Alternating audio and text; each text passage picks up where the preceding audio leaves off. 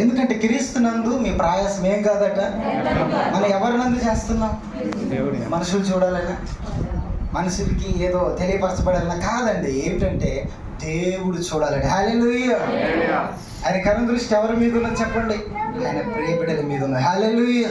ఈ భూమి అంతటిని కూడా సంచరిస్తున్నాయి ఆయన కనులు. హల్లెలూయా.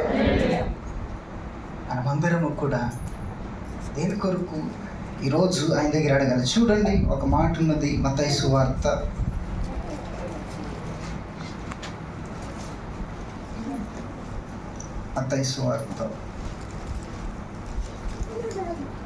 7వ అధ్యాయము 7వ వచనం. అడుగుడి మీకు ఇవ్వబడును, వెతుకుడి మీకు దొరుకును, తట్టుడి మీకు తీయబడును, అడుగు ప్రతివాడును పొందును. హల్లెలూయా. 2 చేతుల పైకి హల్లెలూయా. అడిగితే ఖచ్చితంగా ఏమైందంటే దొరికిద్దట. హల్లెలూయా. చూడండి, అడుగుడి మీకు ఇవ్వబడుతుంది. అడిగితే ఖచ్చితంగా ఇస్తారంట ప్రభు. మనుషులు నమ్ముకున్నట కంటే ఆశ్రయించుట మేలు. మనుషులు నమ్ముకున్నట కంటే, ఆ రాజులు నమ్ముకున్నట కంటే. అవునా కాదండి? రాజుల దగ్గరికి వెళ్తాం, ఏమన్నా ఇస్తారేమో, లేకపోతే ఒక మాట అన్నారు కానీ వాళ్ళు మర్చిపోతారు. హల్లెలూయా. కానీ దేవుడు మాట ఇచ్చిన వాడు తప్పడండి. హల్లెలూయా. ఆయన జరిగిస్తాడు ఖచ్చితంగా. అయితే ఇక్కడ ఏమనుందంటే అడుగుడు మీకు ఇవ్వబడును అని ఉన్నది. హల్లెలూయా. ఎంత ఆశీర్వాదకరమైన మాట అంటే ఇది ఈ భూమి మీద. ఒకవేళ నేను ప్రార్థన చేసినప్పుడు ప్రభువు వింటున్నాడా లేదా, నాకు ఇస్తాడా ఇవ్వడా, లేకపోతే అసలు ఇదంతా అవసరమా అనుకునే వాళ్ళకి ఇక్కడికి వచ్చి అయిపోవాలి. హల్లెలూయా. ఇక్కడ వచ్చి చూడాలి, వాక్యంలోనికి వెళ్ళి ఇగో ప్రభు ఇక్కడ అన్నాడు, అడుగుడి మీకు ఇవ్వబడును అన్నాడు. అడగండి, ఎప్పుడుకో ఇస్తానన్నాడు ఆయన. అడగండి, ఇస్తాలే అన్నాడు ఆయన. ఖచ్చితంగా చెప్పాడు. ఏమని అన్నాడు చెప్పండి? అడుగుడి మీకు ఇవ్వబడును. హల్లెలూయా. మీ చేతికి ఇవ్వబడును. అంతే, మీరు అడిగింది ఆయన ఏం చేస్తాడు? ఇస్తాడు. అయితే ఈ లోకంలో ఉంటున్న మనము, ఈ భూమి మీద ఉంటున్న ఆయన బిడ్డలుగా, ఆయన ప్రియ బిడ్డలుగా మనం అడగవలసింది ఏంటి? చాలా అడుగుతాం. కొన్ని ఒక టీచర్ అంట తన స్టూడెంట్ ఉంటారు కదా, ఈ పిల్లలు బడికి వెళ్తారు కదా, చిన్నపిల్లలు. టీచర్లు లెగ్మని అడిగిందంట. ఇప్పుడు మనోడి పేరు ఏం పేరు? లక్కీ. దేవుడే నీకు కనబడితే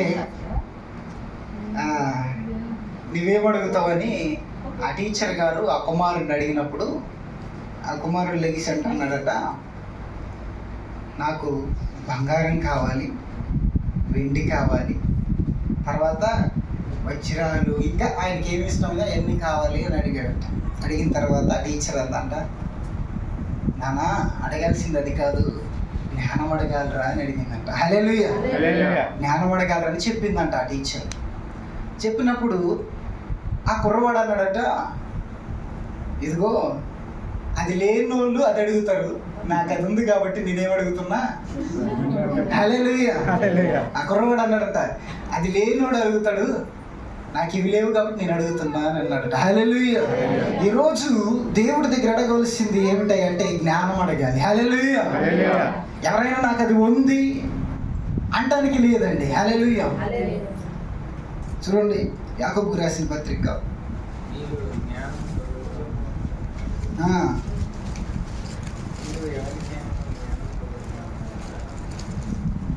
మీలో ఎవరికైనా జ్ఞానం కొదువుగా ఉన్న ఎడల అతడు దేవుని అడగవలెను. ఎవరిని అడగాలంటండి? దేవుణ్ణి అడగాలంటండి. అది అడిగినప్పుడు అప్పుడు అది అతనికి అనుగ్రహింపబడును. అది అతనికి ఏమైందండి? అనుగ్రహించబడుతుందట. అనుగ్రహము అంటే ఆయన ఎప్పుడైతే అడుగుతాడో, చూడండి, మీలో ఎవరికైనాను జ్ఞానము కొదవుగా ఉన్న ఎడల అతడు దేవుణ్ణి అడగవలెను, అప్పుడు అతనికి అనుగ్రహింపబడును. హల్లెలూయా. ఆయన ఎవరిని గద్దింపక ఆయన ఏం చేస్తారంట? అందరికీ ధారాళంగా దయచేస్తారంట. హల్లెలూయా. ఈరోజు మనకి ఏం కావాలి అంటే దేవుని సంఘములో జ్ఞానం కావాలి. హల్లెలూయా. హల్లెలూయా. దేవుని బిడ్డగా బ్రతకటానికి ఏం కావాలి మనకి? జ్ఞానం కావాలి. దేవుని యొక్క ఇష్టానుసారంగా మనం ఈ లోకములో నడవాలంటే ఏం కావాలి? జ్ఞానం కావాలి. ఆ జ్ఞానం ఉంటే మన సమయాన్ని పోనివ్వం. హల్లెలూయా. ఆ జ్ఞానం ఉంటే పాపాన్ని చెయ్యం. ఆ జ్ఞానం ఉంటే దేవుణ్ణి వెతుకుతాం. హల్లెలూయా. ఈ జ్ఞానం ఏం చేస్తుందంటే, ఈ జ్ఞానం ఎక్కడి నుండి వచ్చిందంట? ఇప్పుడు నువ్వు అడిగే జ్ఞానం ఎక్కడి నుండి వచ్చిందండి? ఈ భూ సంబంధమైనది కాదు. ఈ భూ సంబంధమైనది అయితే దేవునికి ఎలా ఉంటుందో తెలుసా? కొరింథీయులకు రాసిన పత్రిక ఎలా ఉంటుందంట?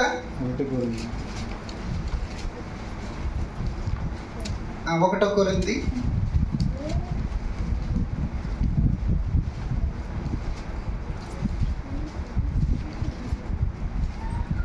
4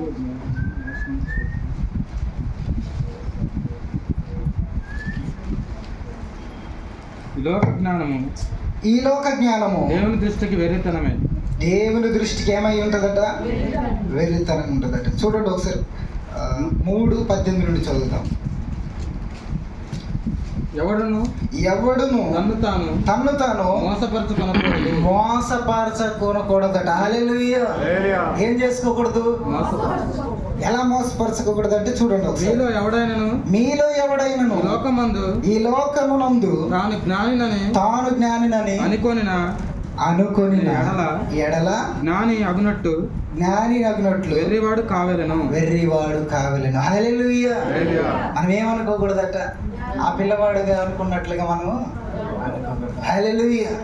ఎప్పటికప్పుడు కూడా ఏమడగల ఆయన దగ్గర? అడగాలి. చూడండి, దావీదు మనందరికీ తెలుసు కదా. అయితే తనకు ఒక కుమారుడు ఉన్నాడు, అతడి పేరు సలోము కదా. దేవుడు ప్రత్యక్షమయ్యి నీకేం కావాలని అడిగాడంట. హల్లెలూయా.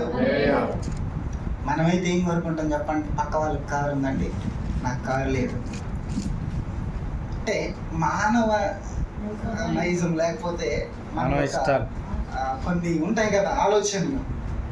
వాళ్ళు డాబా కట్టుకున్నారండి, నేను ఏం కట్టుకోలేదు. ప్రభా నీకు తెలుసు కదా ప్రభా, నువ్వు చూస్తూనే ఉన్నావు కదా, రోజు ఈ బండిలో వెళ్తున్నాను, నాకేం కావాలి? అవునా కదా.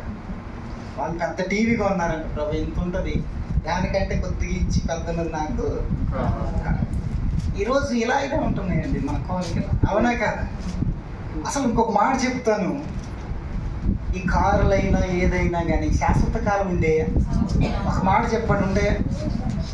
కారు కొన్నవాడి దగ్గరికి 6 నెలల తర్వాత మీరు వెళ్ళి ఇలా నిలబడి చూడండి, కానీ అంతే చూడండి. చూస్తూ ఉంటే ఆయన ఏం చేస్తా ఉంటాడంటే, ఇది పాతకైపోయింది, ఈ పెయింట్ పోయింది, ఇవే చెప్తాడు.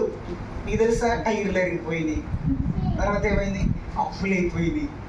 కానీ ఆయన చూసి ఏదో అది కావాలని మనం అనుకుంటాం, కానీ ఆయన ఎన్నో తిప్పలు పడుతున్నాడు. హల్లెలూయా. అవి లేకుండా మనం ఉంచాడు ప్రభు. హల్లెలూయా. జ్ఞానం ఏం చేస్తుందంటే మనల్ని ఈ లోకంలో పడి కొట్టుమెట్లాడేటట్టుగా చేయదు. హల్లెలూయా. ఏం చేస్తుందంటే ఉపయోగకరంగా ఉంటుంది. హల్లెలూయా. దావీదు కుమారుడు అన్న సలోమును అడుగుతాడు. ఇక చూడండి ఆ మాట.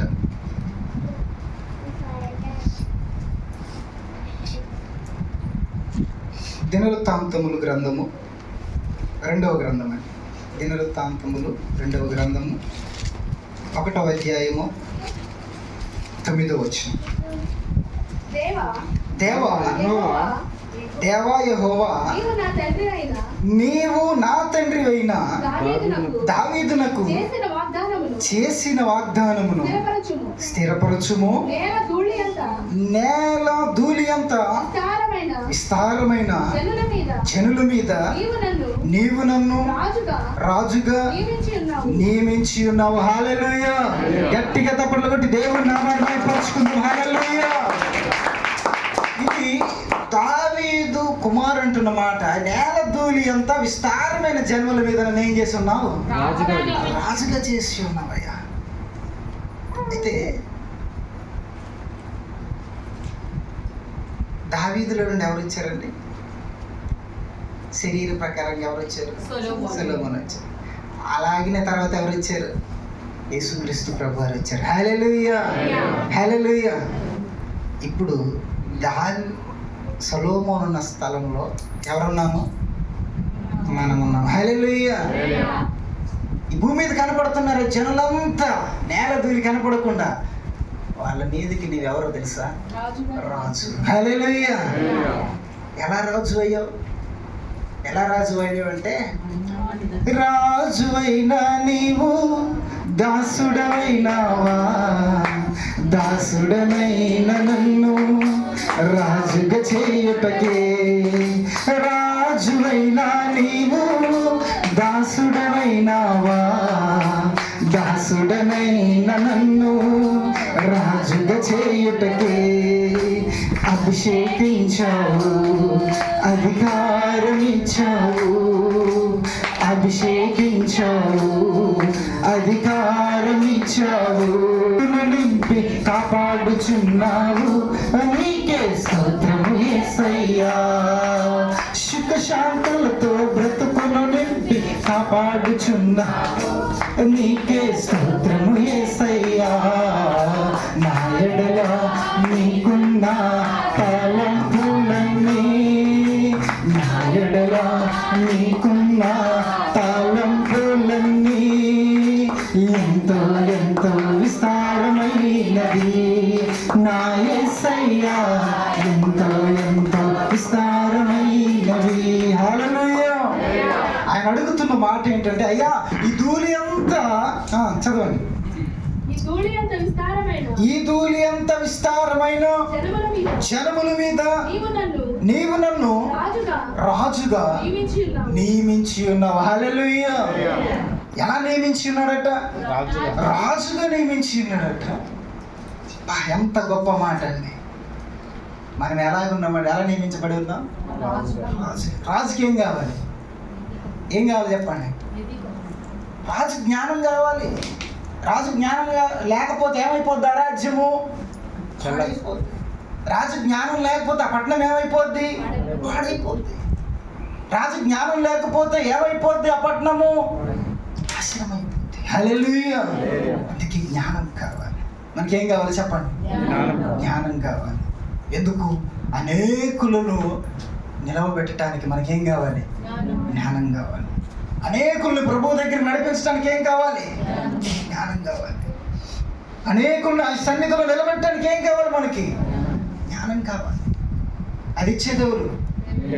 దేవుడు. హల్లెలూయా. పైన నుండి వచ్చే జ్ఞానముని మీరు వెతకాలట. పైన దాన్నే వెతకండి. అందుకే అక్కడ ఒక మాట వెతకండి అని ఉంది కదా, అవునా కదా? ఆయన ఖచ్చితంగా ఇస్తాడు. ఆయన అంతటి అంత జ్ఞానట మనకు లేరంటండి. యేసుక్రీస్తు ప్రభువారు వచ్చాకి. హల్లెలూయా. ఇంక లేరు. దేవుడే అంటాడు అక్కడ. చదవండి ఒకసారి. నీ గొప్ప జనమునకు న్యాయము తీర్చ శక్తి గలవాడు ఎవడు? నేను ఈ జనముల మధ్యను ఉండి కార్యములను చక్కబెట్టినట్లు తగిన జ్ఞానమును తెలివిని నాకు దయచేయము. హల్లెలూయా. జ్ఞానమును దయచేయ, తెలివిని దయచేయ. ఎందుకంటే ఈ జనం మధ్యలో నేనున్నాను. అవునా కాదండి? అందుకని అపోస్తులుడైన పౌలు గారు అంటారు, దినములు చెడ్డవి గనుక సమయమును పోనివ్వక సద్వినియోగము చేసుకొనుచు అజ్ఞానులు ఉన్నారంట లోకములో. ఎవరున్నారండి? అజ్ఞానుల వలె కాక ఎలా నడుచుకోవాలట? మరి మనం నడుచుకోవాలంటే ఏం కావాలి? మనకి జ్ఞానం కావాలి. హల్లెలూయా. ఈ లోకంలో ఉన్న వాళ్ళు అడిగినట్లుగా మనం అడగకూడదు. హల్లెలూయా. చూడండి, ఇక్కడ ఈ ప్రత్యేకంగా అడిగాడు కదా రాజు. ఏమడిగాడండి? ఒక రాజకుమారుడు అడిగింది ఏంటి చెప్పండి? ఏమీ లేకపోయినా కుర్చీలో కూర్చుంటే చాలు. అవునా కదా రాజు? కానీ ఏమడిగాడు చూసారా? జ్ఞానం అడిగాడు, తెలివిని అడిగాడు.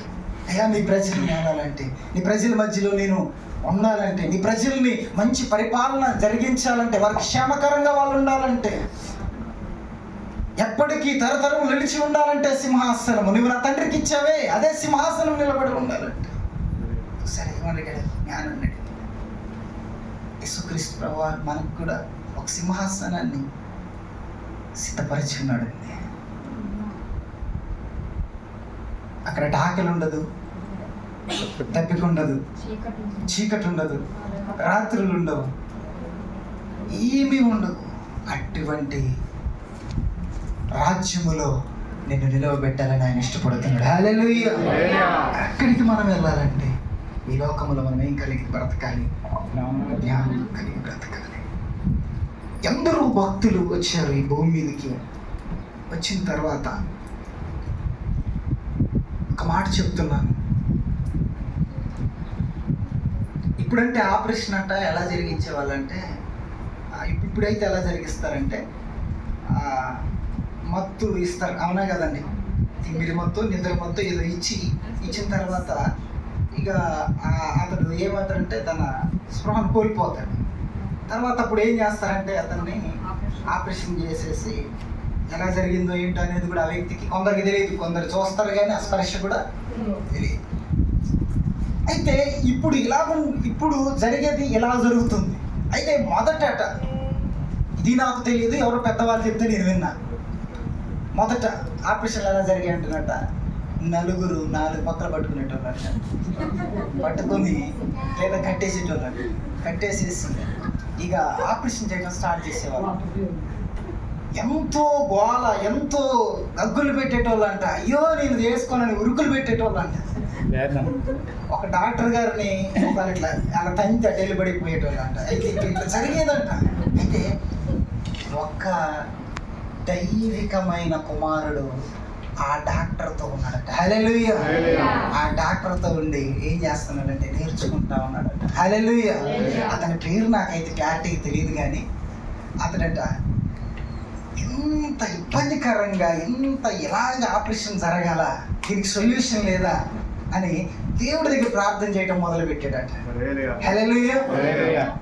ప్రార్థన చేయటం మొదలు పెట్టాడట. తీస్తున్నాడట, వాక్యం తీస్తున్నప్పుడు ఆదికాండం మొట్టమొదటి తీసినప్పుడట ఆదాముకి గాఢ నిద్ర కలగజేసినప్పుడు ఆ పక్క ఎముకను ఏం తీశారట? పక్కటెముకను దేవుడు తీసినప్పుడట ఇక ఆలోచించడం స్టార్ట్ చేశాడట. నిజమే కదా, దేవుడు గాఢ నిద్ర కలగజేసాడు కానీ చనిపోలేదు మనిషి. గాఢ నిద్ర కలగజేశాడు కానీ మనిషి అయితే చనిపోలేదు, తర్వాత లేచాడు. అవును కదా, అతనికి గాఢ నిద్ర కలగజేస్తే, ఒక మత్తు తయారు చేస్తే అతని నుండి సింపుల్గా ఆపరేషన్ చేయొచ్చు కదా అనే ఆలోచనలో నుండి పుట్టింది ఇప్పుడు అమ్మగారన్న ఆ మందు. హల్లెలూయా. ఇది ఎక్కడి నుండి వచ్చింది చెప్పండి? హల్లెలూయా. గట్టిగా తప్పటి దేవుని నామమున మహిమపరుస్తున్నాం. హల్లెలూయా. ఈ లోకంలో ఉన్న వాళ్ళలాగా అతడు ఆలోచించలేదు. ఆయన ఎలాగ ఆలోచించాడంటే, ఇదిగో ఇలా కాకుండా ఇలా చేయొచ్చు కదా, దేవుడు చేసినట్లుగా చేయొచ్చు కదా అని ఆలోచన చేశాను. ఈ మాటలన్నీ ఎందుకు చెప్తున్నానంటే, ఈ మాటలన్నీ కూడా మన ఆలోచన కూడా, మన విధానం కూడా, మన బ్రతుకుతున్న ఈ విధానంలో కూడా మనం ఎలా ఆలోచించాలంటే దేవుడు వాక్యానుసారంగా మనం నడవటానికి ఇష్టపడాలి. హల్లెలూయా. దేవుడు ఎలా నడిచాడో అలాగే వెళ్ళటానికి మనం ఇష్టపడాలి. అందుకే అపోస్తలుడైన పౌలు అంటాడు, సేవకుడు ఆయన అంటున్న మాట ఏంటంటే, నేను మంచి పోరాటము పోరాడి తిని అని అంటాడు. హల్లెలూయా. ఇంకా నా పోరాటము పరుగు కడముట్టించి తిని. హల్లెలూయా. ఏం పోరాడాడట? మంచి పోరాటం. అంటే ఆయన పోరాడి కడముట్టిచ్చాడు. ఇప్పుడు మనం ఏం చేయాలి? పోరాడాలి. మనం ఏం చేయాలి చెప్పండి? పోరాడాలి. తిమోతితో అంటాడు, విశ్వాస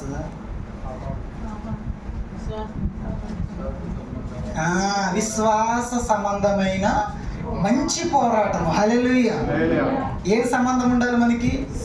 విశ్వాస సంబంధమైన ఇలాంటి సంబంధము. విశ్వాస సంబంధం అంటే ఈ శరీర ప్రకారం కాకుండా మీరు విశ్వాసాన్ని అలాగ పట్టుకొని పోరాడాలి ప్రతి దాంతో. హల్లెలూయా.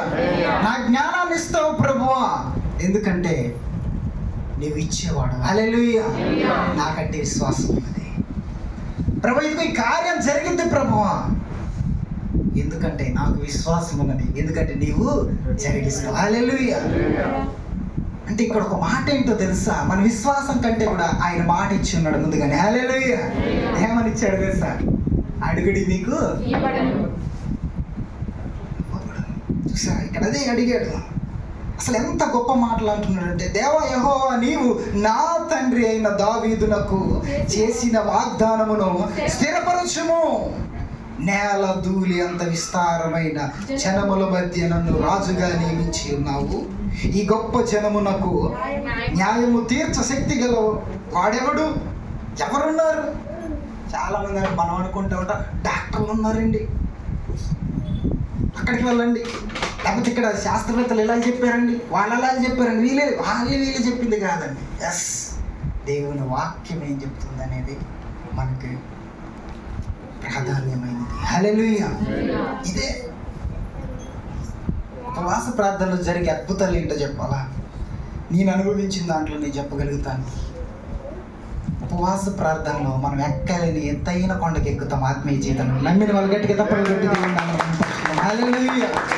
ఇప్పుడు నీ స్థితి ఎలా ఉందో, ఇది ముగింపులో కల్లా ఎలా ఉంటుందో తెలుసా? ఎంత బలాన్ని మనం పొందుకుంటాము, ఎంత శక్తిని మనం పొందుకుంటాం. ఇంతకుముందు మనం జయించలేని వాటిని బహుబలముగా జయించగలుగుతాం. హల్లెలూయా. దావీదు గొలియాతుని జయించినంతగా జయాన్ని దేవుడు మనకి ఇస్తాడు. హల్లెలూయా. అలా ఇస్తాడు. ఏవైతే ఈ ఉపవాస ప్రార్థన ముందుగా నీ స్థితిగతులు, నీ యొక్క పరిస్థితులున్నాయో అవన్నీ కూడా మారిపోతాయి. హల్లెలూయా. ఉపవాస ప్రార్థన అంత శక్తి ఉన్నది. హల్లెలూయా. ఈ నిజంగా 21 రోజులు ఉపవాసములు ఒక్కొక్కరు పేరును పెట్టుకొని, ఎవరైతే మీరు మారాలని ఆశపడుతున్నారో వారి పేరు రాసుకొని వారి గురించి ప్రార్థన చేయండి. దేవుడు ఖచ్చితంగా వారిని మందిరాన్ని నడిపిస్తాడు. హల్లెలూయా. హల్లెలూయా. ఎందుకంటే అది దేవుడికి ఇష్టమైందండి. ఎవరు నశించిపోవటానికి ఇష్టం లేదండి. అవునంటారా కాదంటారా? దేవుడికి ఇష్టమైందే కదా. మొదట మనం దేవుడిని తెలుసుకున్న వారమా కాదు, మన కొరకు ఎందరో ప్రార్థన చేశారు, ఎందరో కన్నీళ్లు కార్చారు, అందరూ ఉపవాసం ఉన్నారు. కనుక నేను ఈరోజు ఇక్కడ నిలబడి అపరిశుద్ధుడైన మహాదేవుని యొక్క మాటలని చెప్పగలుగుతున్నాం, మనమందరం వినగలుగుతున్నాం. హల్లెలూయా. కింద చదవండి ఒకసారి. అందుకు దేవుడు సొలొమోనుతో ఇలాగు సెలవిచ్చెను, నీవు ఈ ప్రకారం యోచించు, ఐశ్వర్యమునైనను ఏంటంట, సొమ్మునైనను ఘనతనైనను నీ శత్రువు ప్రాణమునైనను దీర్ఘాయునైనను అడగగా నేను నిన్ను వారి మీద రాజుగా నియమించిన నా జనులకు న్యాయము తీర్చుటకు తగిన జ్ఞానమును తెలివిని అడిగి ఉన్నావు. కాబట్టి జ్ఞానమును తెలివి నీకు ఇయ్యబడును. నీకన్నా ముందుగానున్న రాజులకైనను నీ తర్వాత వచ్చు రాజులకైనను కలుగని ఐశ్వర్యమును సొమ్మును ఘనతను నీకిచ్చదను. గట్టిగా తప్పట్లు కొట్టి దేవుని నామాన్ని మహిమపరుచుకుందాం బిగ్గరగా. హల్లెలూయా. హల్లెలూయా. ఇప్పుడు మనం దేన్ని అడగాలో మీరే చెప్పండి. అవునంటారా కాదంటారా? ఒక మాట చెప్తాను మీతో, ఎందుకంటే మన ఈ లోకములో నడుస్తూ ప్రయాణం చేస్తున్న యాత్రికులం కనుక ఒక మాట చెప్తాం. కారుని అడిగామనుకోండి, చెప్తున్నా వినండి, అవసరం ఉంటే దేవుడు నీకు ఇస్తాడు, అందులో ఎటువంటి సందేహం లేదు. హల్లెలూయా. ఆయన ఇస్తాడు. అయితే అడిగామనుకోండి, ఇంతకన్నా కదా 6 నెలల తర్వాత పెయింట్ కొట్టి, అవునంటారా కాదంటారా? సంవత్సరం రోజుల తర్వాత టైర్లు అరిగిపోతాయి, అవునంటారా కాదంటారా? ఏదన్నా ఎవరిని అవసరం లేదు, ఏం చేయవసరం లేదు. అటు నుండి వెళ్తున్న విప్పరాని వెళ్తున్నప్పుడు ఇంత రాయి వచ్చి గ్లాస్ మీద పడింది దానికి ఏమైతుంది? పగిలిపోతుంది. వాస్తవం అంటారా కాదంటారు? అది స్థిరంగా ఉండేదా? ఏమండి, ఇంతకుముందు రాజులు గుర్రాలు ఉండే, ఏమన్నా కాదు. ఇప్పుడు వాళ్ళకు ఉన్నాయా? స్థిరాలు కాదండి. హల్లెలూయా. స్థిరమైనది ఏదీ లేదు. రాజుకు తన సింహాసనం కూడా స్థిరం కాదట. హల్లెలూయా. అదే జ్ఞానం నీ దగ్గర నుండి ఎవ్వరు తీయలేరండి. గట్టిగా తప్పడం కొట్టి దేవుడు హల్లెలూయా. అన్నీ పాడైపోతాయి, అన్నీ నశించిపోతాయి, కానీ జ్ఞానం అనేది అది దేవుడి కొరకు ఎలాగ బ్రతకాలి, దేవుడి కొరకు ఎలాగ నిలబడాలి, అనేకులు దేవుడి దగ్గరికి ఎలాగ నడిపించాలి అనేది మనకి నేర్పిస్తుంది. హల్లెలూయా. అది ఎక్కడి నుండి వచ్చిన జ్ఞానం? దేవుడి నుండి పై నుండి వచ్చిన జ్ఞానం పొందుకునే ఒక భాగ్యం ఎవరికి ఉన్నదంటే ఆయన పిల్లలకి ఎవరిది. గట్టిగా తప్పట్లు కొట్టి దేవుడి నామాన్ని భయపరచుకున్నాం. అందుకే మనం రాజులమో రారాజులమో. హల్లెలూయా. ఇంత గొప్ప ధన్యత దేవుడు మనకి ఇచ్చాడు. ఇంకొకటి ఏం అడగాలి చూడండి.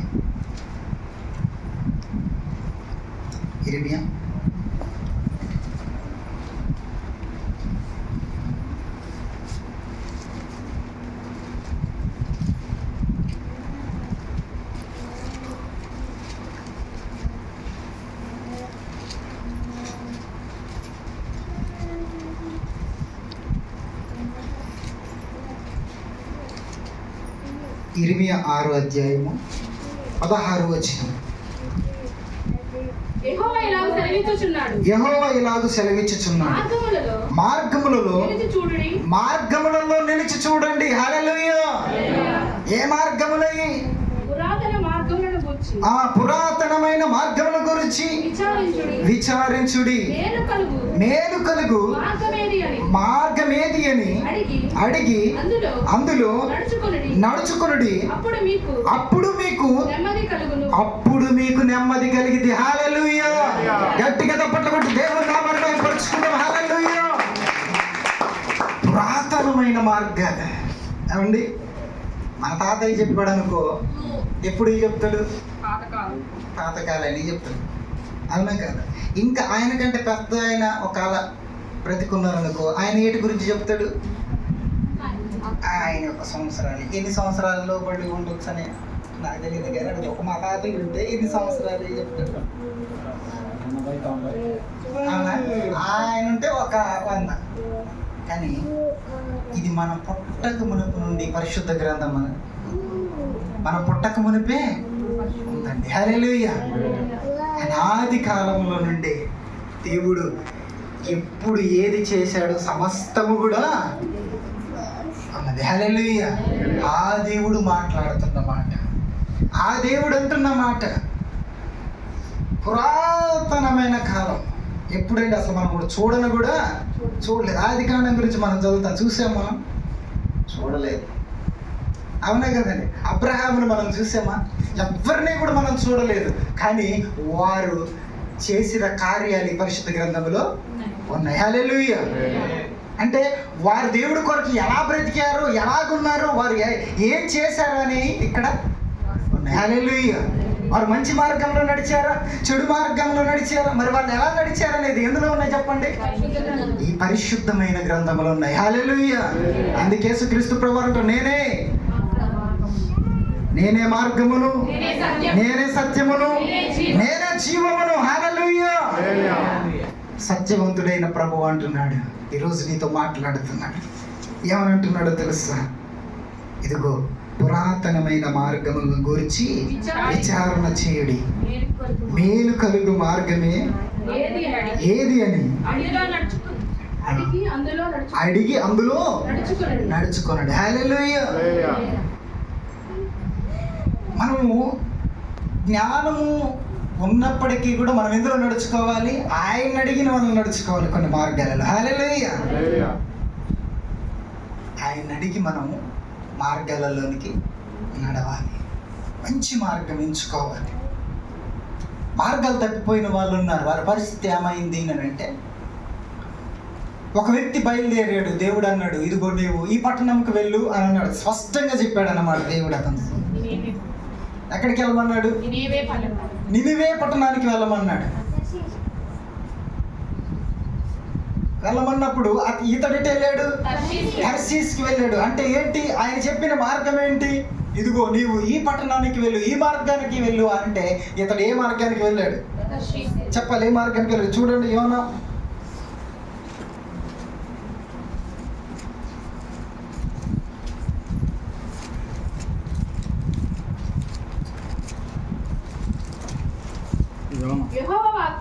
యెహోవా వాక్కు అమిత్తయ్య కుమారుడైన యోనాకు ప్రత్యక్షమై ఇలాగు సెలవిచ్చెను, నీనివే పట్టణస్థుల దోషము నా దృష్టికి ఘోరమాయను గనుక నీవు లేచి ఇదిగో నీవు లేచి నినివే మహాపట్టణమునకు పోయి దానికి దుర్గతి కలుగునని ప్రకటింపుము. అయితే యెహోవా సన్నిధిలో నుండి తర్షీసు పట్టణమునకు పారిపోవలనని యోనా ముప్పేకు పోయి తర్షీసునకు పోవు ఒక ఓడను చూచి ప్రయాణమునకు కేవు ఇచ్చి యెహోవా సన్నిధిలో నిలువక ఓడవారితో కూడి తర్షీసునకు పోవుటకు ఓడ ఎక్కెను. హల్లెలూయా. ఏమెక్కాడంట? ఓడ ఎక్కాడు. ఈయన వెళ్ళవలసిన మార్గం ఎక్కడ? నినివేకి వెళ్ళాలి. దేవుడు నినివేకి వెళ్ళమంటే ఈయన ఎటు వెళ్తున్నాడు? తర్షీసుకి వెళ్తున్నాడు. మార్గం తప్పాడా లేదా? తప్పిపోయాడు. తప్పాక వచ్చిన బాధ అంత ఇంత కాదు. హల్లెలూయా. ఇక్కడ ఒక మాట ఉంది, వెళ్తేనంట ఎన్ని రోజులకి వెళ్తాడట? ఒక దిన ప్రయాణం అని ఉంటుంది. హల్లెలూయా. ఎన్ని దినాలు? అంతేనా? చదవండి ఒకసారి.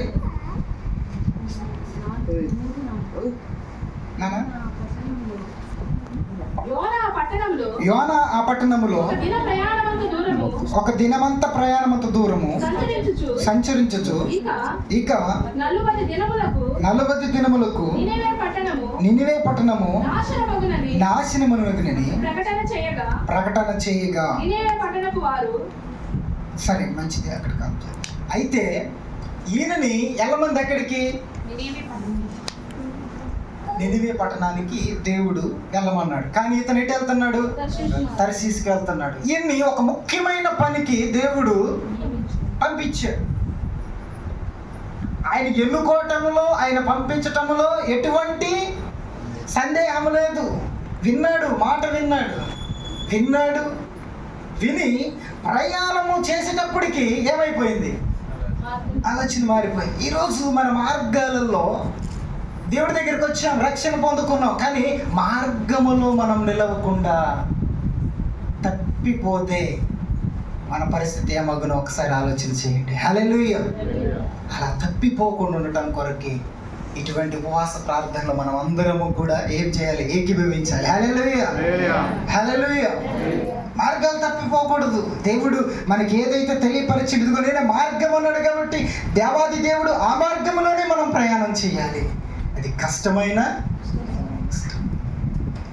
ఒకళ్ళకి ఇష్టం లేకపోవచ్చు, అందులో వెళ్ళటానికి మనకి ఇష్టము ఉండదు కొన్నిసార్లు. ఎందుకు తెలుసా?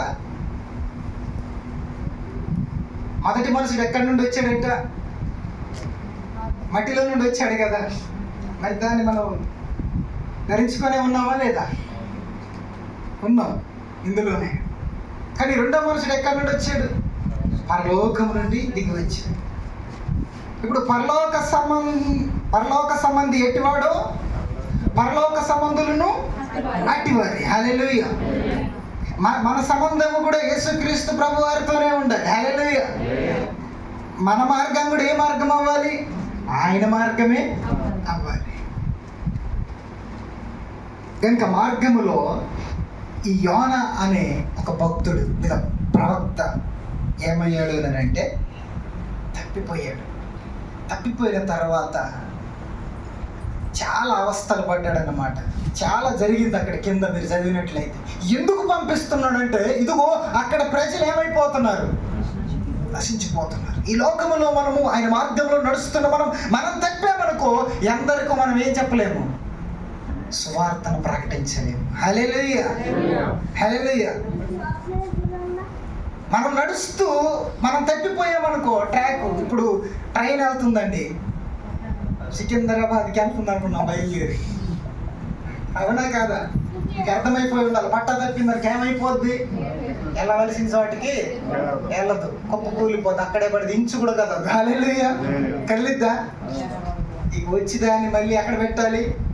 ఎక్కడ పెట్టాలంటారు చెప్పండి? గాడిలో. పై నుండి వెళ్తా ఉంటది, విమానం కానీ హెలికాప్టర్ కానీ ఇలా చూస్తూ ఉంటాం, అవునా కదా?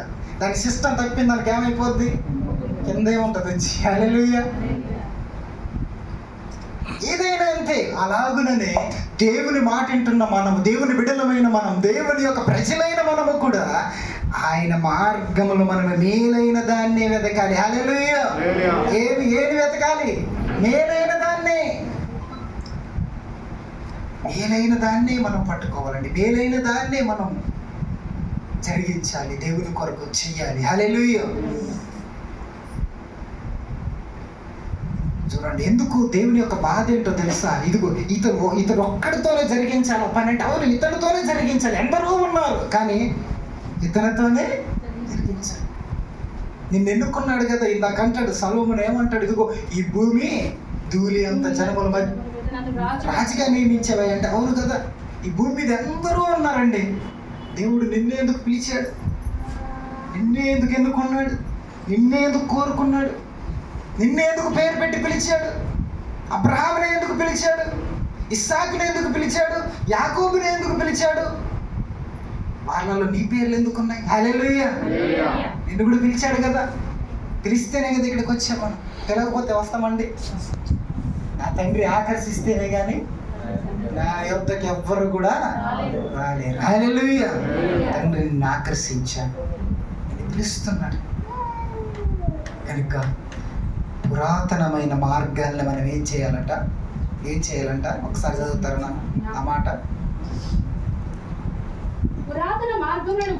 పురాతనమైన మార్గములను గురించి విచారించుడి, మేలు కలుగు మార్గము ఏది అని అడిగి అందులో నడుచుకొనుడి. హల్లెలూయా. ఇందాక నేను మొట్టమొదటి ఒక మాట అన్నా, దేవుని అడుగుడి మీకు ఇవ్వబడును. మనం అడగాలి ఆయన్ని. ఏమని అడగాలి? మేలుకరమైనది ఏది ప్రభువా, నాకు మేలుకరమైనది ఏది అని మనం అడిగి ఏం చేయాలి? అందులో నడుచుకోవాలి. మొట్టమొదటి ఏం అడగాలి? తర్వాత అడిగి మేలుకరమైన వాటిని. హల్లెలూయా. చివరికి అపోస్తుల కార్యం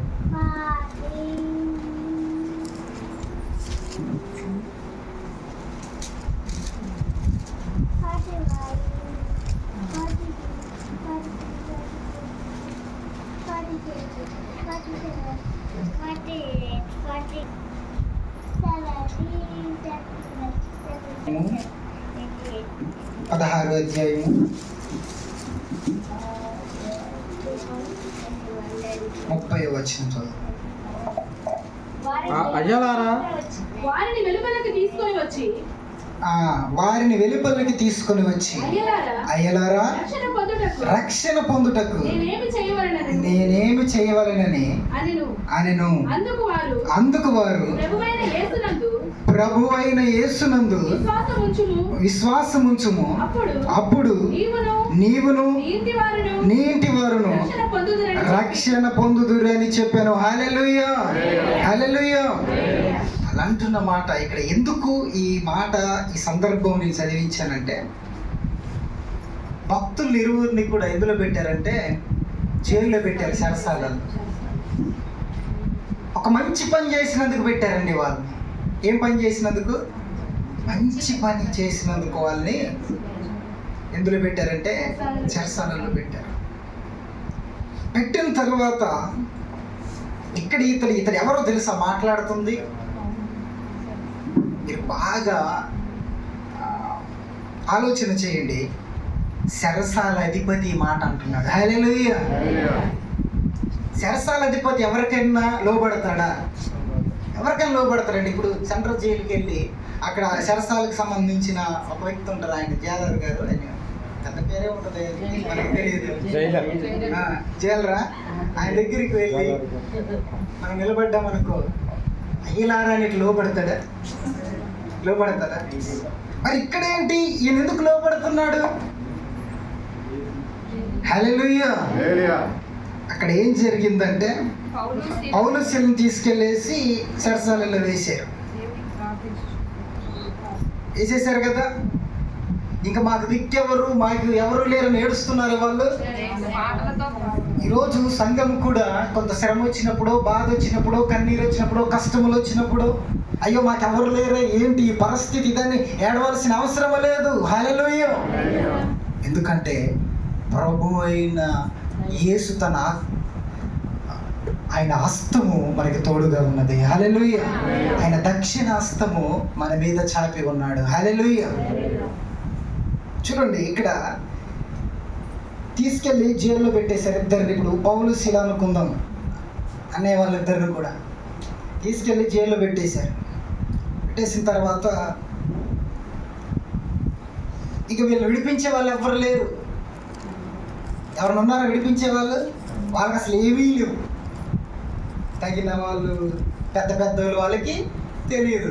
తెలిసిందల్లా ఎవరు? ఒకే ఆయన తెలుసు, పెద్ద ఆయన, దేవుడు మాత్రమే తెలుసు. హల్లెలూయా. ఆయన వచ్చి విడిపిస్తేనే తప్ప వాళ్ళ దగ్గరికి ఏ మనుషులు కూడా రాలేరు, ఎవరు కూడా వెళ్ళలేరు ఆయన దగ్గరికి. ఇలాగా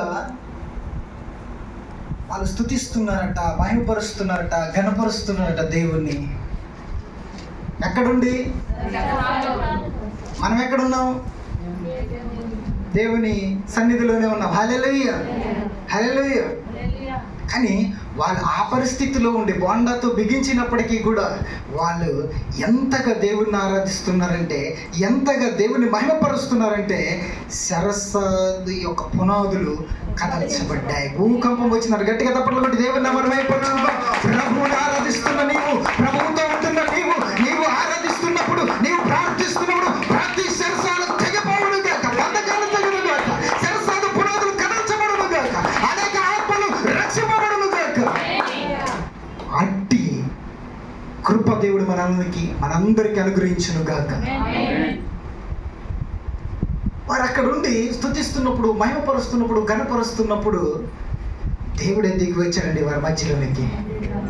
దిగి వచ్చి ఎప్పుడైతే అవి కదిలిపోతున్నాయో, ఎప్పుడైతే అవన్నీ బద్దలైపోతున్నాయో, ఇక ఒక్కొక్కరి దగ్గర అంత భయం పుట్టుకోలేదు. హల్లెలూయా. అవునంటారా కాదంటారా? పెద్ద రాజు అండి. ఆ జైలు అధికారి అంటే కొద్దిగా రాజు అన్నట్టే కదా అప్పట్లో. అవునంటారా కాదంటారా? అతను ఏం చేస్తున్నాడో తెలుసా?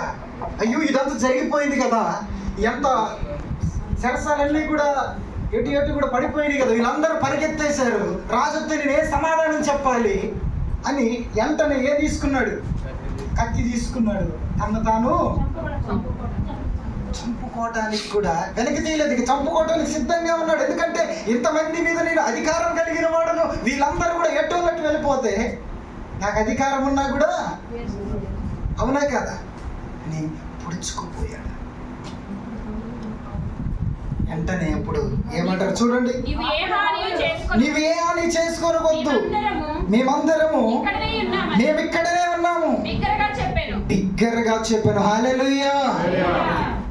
నువ్వే హాని చేసుకోవద్దయ్యా, మేమెటు వెళ్ళలేదు, ఎక్కడున్నాము?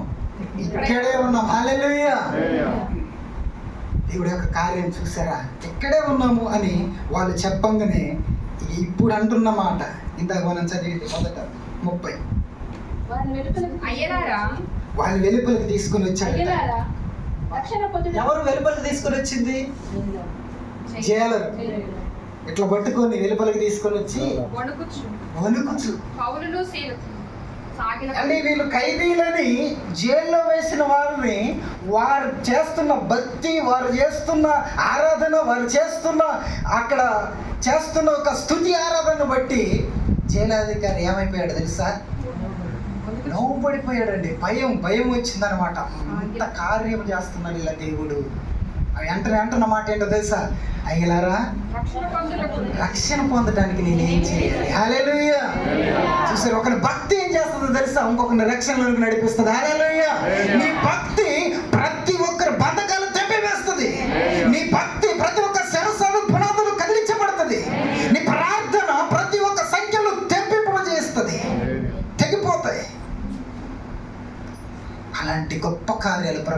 నీతో నాతో మనందరితో జరిగించాలని ఆయన ఇష్టపడుతున్నాడు. మీరు వాళ్ళ గట్టిగా తప్పులు కొట్టి దేవుడు నామమున మహిమపరుచుకుందాం. హల్లెలూయా.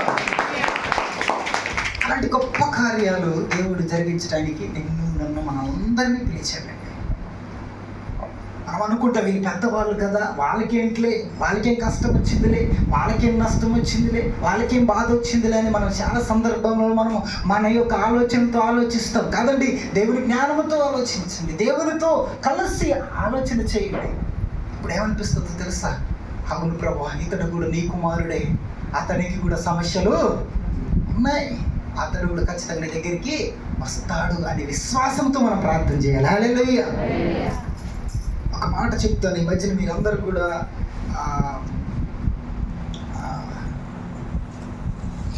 సోషల్ మీడియాలో చూసే ఉంటారు. ఒక పెద్ద వ్యక్తి IAS ఆఫీసర్, గుజరాత్ ఎక్కడ జరిగింది ఈ సంఘటన. ఇది మీకు చెప్పినప్పుడు మీకు అర్థమైంది. IAS అంటే ఎంత అండి? ఎంతో కలెక్టర్, అవునా కదా? కలెక్టర్ ఎంతో తెలివి ఉంటుంది, డబ్బులు ఉండవా? ఎంత డబ్బు ఉంటుంది, కారు అన్నీ ఉంటాయి, సమస్తం ఉన్నాయి. అతడు డ్రైవర్ని నన్ను రైల్వే స్టేషన్ దగ్గర దింపమన్నాడట. దింపాడు. దింపిన తర్వాత డ్రైవర్ కూడా ఆయనతో వస్తూ ఉంటా అన్నాడట. నువ్వు కారు వేసుకొని ఇంటికి వెళ్ళిపో అన్నాడట. హల్లెలూయా. ఏమన్నాడు? కారు వేసుకొని, ఇది నిజ సంఘటన అండి, ఇది జరిగింది చెప్తున్నా. ఇంటికి వెళ్ళిపోమన్నాడు. ఇంటికి వెళ్ళిపోయాడు. ఇంటికి వెళ్ళిపోయిన తర్వాత వాళ్ళ ఆవిడ అడిగింది మాట ఏంటంటే, ఏరి సార్ రాలేదా అని అడిగితే, ఆయన వాకింగ్ చేసుకుని నడుచుకుంటూ వస్తున్నారు అని చెప్పేసేసి ఆ మేడంకి చెప్పేసి తాళాలు ఇచ్చేసి వెళ్ళిపోయాడు. వెళ్ళిపోయిన తర్వాత జరిగిన సంఘటన ఏంటంటే, పావు గంటకి అర్ధ గంటకి ఫోన్ వచ్చింది. ఎత్తిన తర్వాత ఏమిటంటే, ఈయన మీ భర్తేనా రైల్వే ట్రాక్ మీద చనిపోయి ఉన్నారు, సూసైడ్ చేసి చనిపోయారు అని ఫోన్ వచ్చిందంట. హల్లెలూయా. డబ్బులు లేవా అంటే, తెలివి లేదా, జ్ఞానం లేదా, ఏమి లేవంటారా? ఆయనకి అన్నీ ఉన్నాయి, ఏమి లేదు చెప్పండి. ఏం లేదు తెలుసా? నెమ్మది లేదు, శాంతి లేదు, సమాధానం లేదు. హల్లెలూయా.